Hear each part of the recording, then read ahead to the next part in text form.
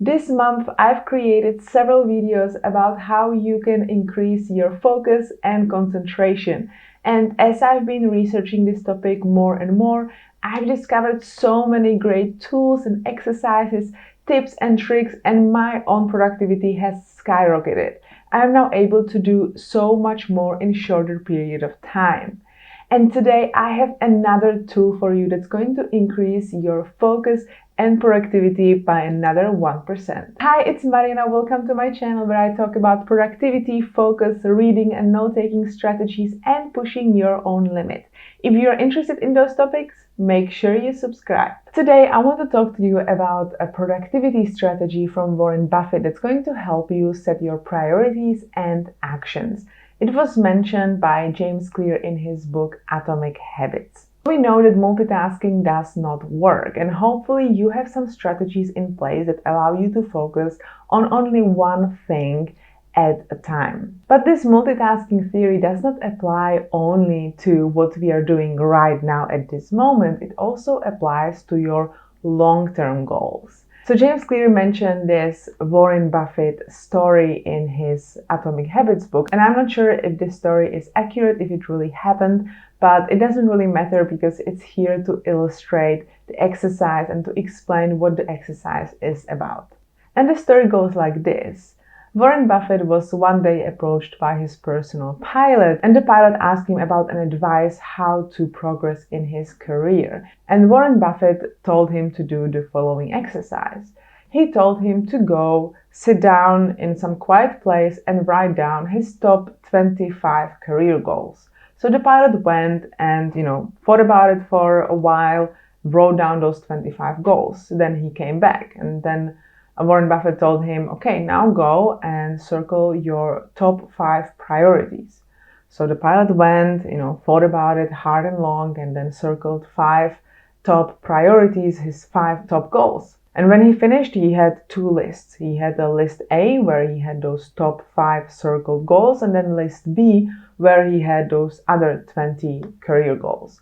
So he went back to Warren Buffett and said, yeah, I understand. I will now focus on those top 5 goals.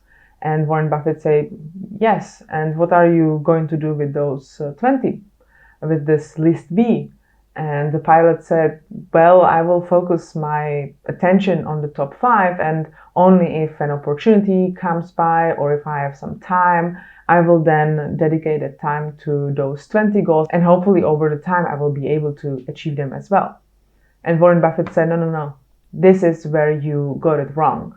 Everything that you did not circle just became your avoid at all cost list.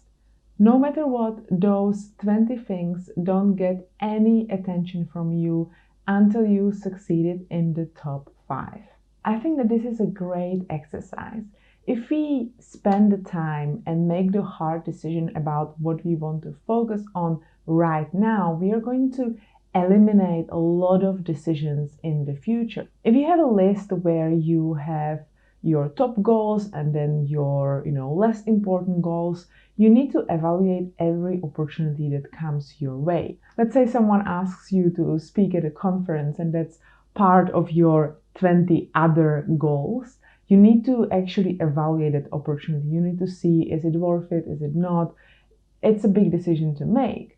And you might have to make those decisions monthly or weekly or even daily. And if you actually create your top goals right now and you decide that everything else is a no, it's then very easy to evaluate all the opportunities that are coming your way, and you just say no. You don't have to think about it. You don't have to spend 10 minutes or even 10 hours thinking about it. You just say no straight away. And with limited options, you actually can organize your time better, and you can find the time to spend on your top goals. And you don't have to use this exercise only for the long-term goals. You can also use it for short-term goals or for your weekly tasks. So next time you have your weekly scheduling session where you are creating your schedule for the next week, I suggest you try this exercise.